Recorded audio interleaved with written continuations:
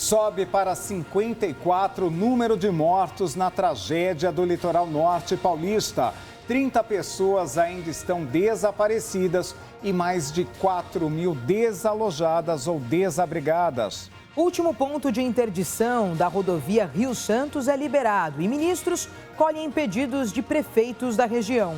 Desavenças entre Carla Zambelli e Jair Bolsonaro ganham um novo capítulo. Parlamentar diz que não traiu o ex-presidente ao se aproximar de Alexandre de Moraes. E por falar em Moraes, em sessão do STF, ministro diz que Palmeiras não tem mundial. O RB Notícias começa agora.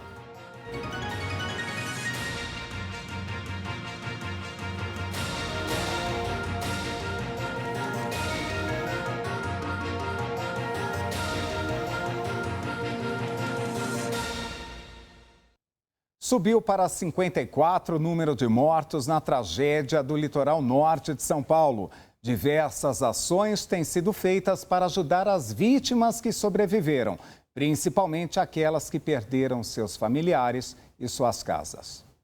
6 dias após a tragédia causada pelo temporal no litoral norte, o maior volume de chuva já registrado no Brasil, as ações continuam, tanto de buscas de desaparecidos, como também de ajuda aos sobreviventes.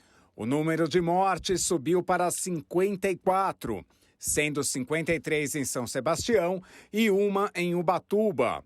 Equipes com psicólogos e assistentes sociais fazem um trabalho de acolhimento aos familiares das vítimas. No Fundo Social de São Paulo, uma corrente de solidariedade arrecadou mais de 10 toneladas de roupas e calçados. São mais de 4.000 pessoas desabrigadas ou desalojadas, juntando os municípios de São Sebastião, Bertioga, Guarujá, Ubatuba e Caraguatatuba. O governador de São Paulo, Tarcísio de Freitas, agradeceu toda a colaboração e pediu que as ajudas continuem. Muito obrigado por tudo. Agora nós precisamos de travesseiros, roupa de cama em bom estado, nós precisamos de roupa íntima, kits de higiene, além dos alimentos e das cestas básicas, que continuam sendo importantes. Esse material pode ser entregue lá no Fundo Social de São Paulo e também nos nossos depósitos da Defesa Civil. Esse material vai ser juntado lá, preparado e trazido aqui para o Litoral Norte para ser distribuído nos diversos pontos de abrigo. Muito obrigado porque vocês estão fazendo a diferença. Vocês têm sido excepcionais, incríveis e que Deus abençoe a vida de vocês. Devido todo o estrago causado pelas chuvas, boa parte da população perdeu seus documentos. Um poupa-tempo móvel foi encaminhado para São Sebastião nesta sexta-feira para emissão gratuita de RG e CNH. A carreta do poupa-tempo está localizada na Rua Marginal 44, na Barra do Saí, em frente ao ginásio do Instituto Verde Escola. O funcionamento será de segunda a sexta, das 10 às 17 horas e aos sábados, das 10 às 13 horas.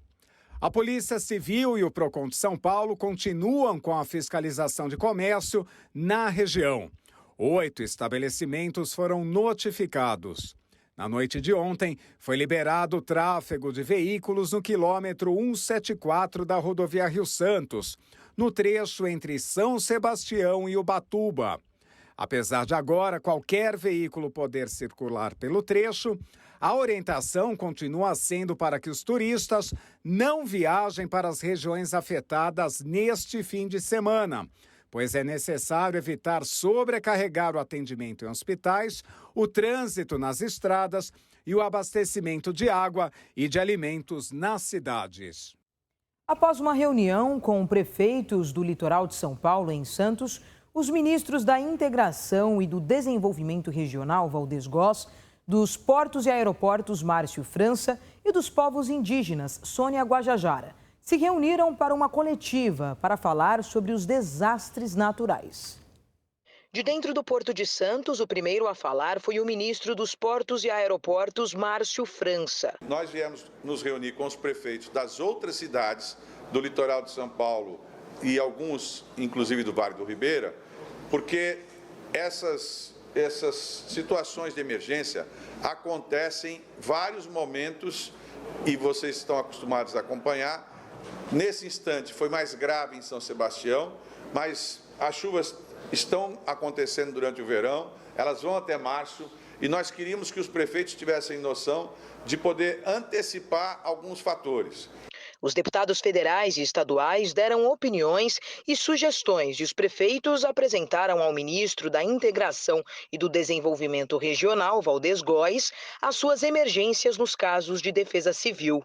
Valdez afirmou que desde o primeiro dia da tragédia no litoral norte de São Paulo, não faltou união de esforços e de força-tarefa do governo federal.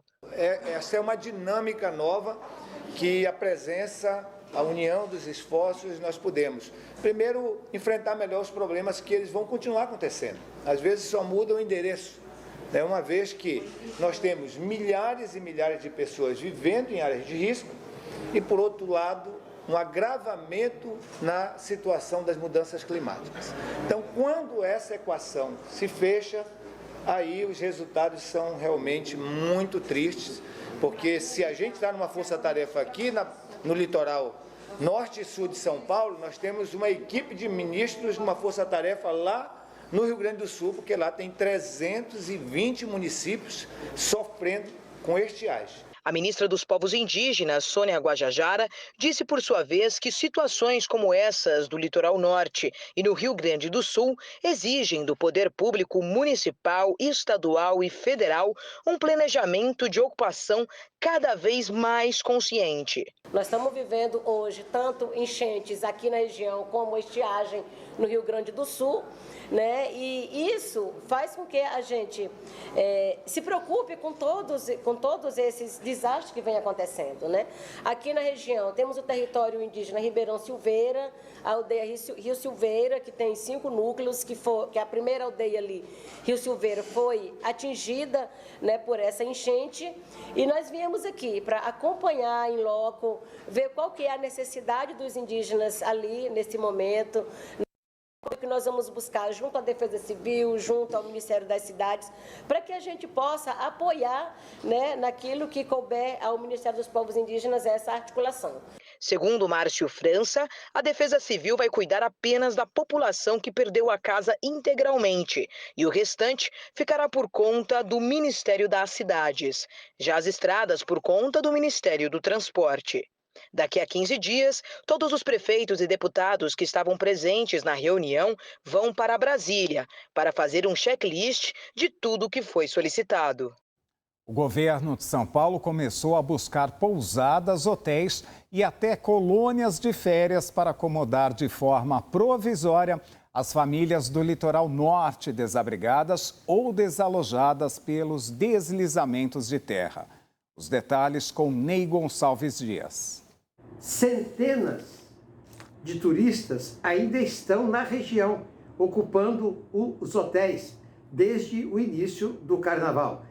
Portanto, até domingo, as vagas deverão aumentar substancialmente, porque os turistas já estão podendo voltar e já estão voltando para a capital de São Paulo ou para outras regiões, aqueles que foram passar o carnaval no litoral norte de São Paulo. O governador também disse que já reservou 2 terrenos planos, que a procura é de terrenos planos, para evitar que você tenha que demorar mais tempo para resolver o problema, etc. E que já está prevista a construção de 700 casas populares em São Sebastião e que darão preferência para a ocupação dessas casas aos desabrigados. Eu gostaria de dizer ao telespectador e à telespectadora uma pesquisa que eu realizei hoje, sexta-feira. Para você construir uma casa popular em São Sebastião, em qualquer outra cidade, de preferência em terreno plano, você precisa de 18 meses. 18 meses é o prazo que uma construtora precisa para construir uma residência popular.